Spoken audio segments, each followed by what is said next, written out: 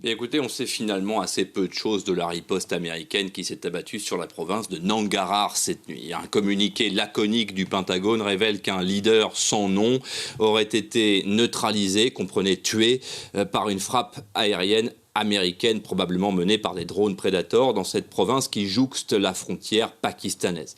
Joe Biden avait effectivement promis la vengeance à ceux qui ont perpétré l'attentat qui, on le rappelle, a coûté la vie à 13 soldats américains et plus de 150 Afghans jeudi.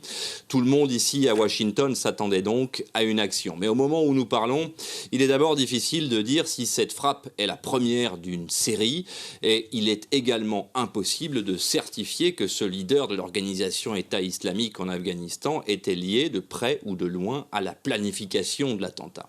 Ce qui est à peu près certain en revanche, c'est que comme Joe Biden l'a appelé de ses vœux à plusieurs reprises, les services de renseignement pakistanais étaient à la manœuvre dans la désignation de la cible. Cette province de Nangarhar est proche de la zone tribale pakistanaise, cette région où seuls l'ISI, les espions d'Islamabad, peuvent évoluer sans contrainte. Et en ce qui concerne la date butoir du 31 août, Mathieu Mabin, pas de changement, ce délai sera respecté. Oui, depuis l'attentat de jeudi, les points de presse se sont enchaînés au Pentagone et le dernier bilan livré par les officiers généraux en charge de l'opération d'évacuation de l'aéroport de Kaboul confirme que le dernier soldat américain quittera bien l'Afghanistan le 31 août. Peu avant la nuit à Washington, entre 3000 et 4000 candidats à l'exil étaient encore sur le tarmac de l'aéroport international de Kaboul, prêts à embarquer dans les dernières norias de 117. C'est contrairement à ce qui a été évoqué par l'administration Biden ces derniers jours, il n'y aura pas de prolongation de l'opération. Le 1er septembre, peu après minuit, les talibans seront donc maîtres de l'aéroport et disposeront des lieux comme des quelques milliers de candidats au départ qui n'auront pas pu embarquer. Une réalité sordide qui s'ajoute à la frustration d'une part dominante de l'opinion américaine après la mort brutale, on le rappelle, des 13 soldats de Kaboul. Et justement, Mathieu, pour en revenir à cette attaque dans laquelle 13 soldats ont perdu la vie, on entend ici et là, et même dans les rangs de l'armée américaine, des voix qui expriment leur colère.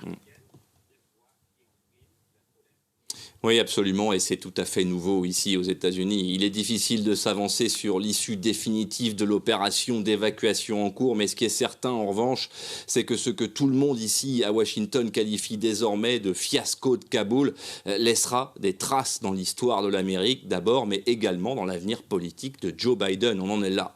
L'entourage du président confessait jeudi que le commandant en chef vivait sa pire journée depuis son entrée à la Maison-Blanche, et les parlementaires républicains, les parlementaires américains du Parti républicain, particulièrement remontés, jurent qu'ils ne tarderont pas à demander des comptes à la Maison-Blanche. Fait exceptionnel, vous l'avez dit, la colère consécutive à l'humiliation a touché jusqu'au rang de l'armée américaine et particulièrement du corps des Marines des États-Unis, alors que les visages juvéniles des soldats tués envahissent les réseaux sociaux. Au moment même où nous parlons, plusieurs officiers du corps des Marines, notamment, ont pris publiquement position pour, d'une part, dénoncer le fiasco de l'opération, mais également, je cite, l'inconséquence de leur chef et de leur hiérarchie.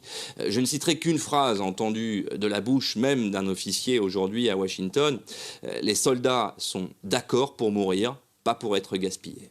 Merci, Mathieu Mabin à Washington. La France, de son côté,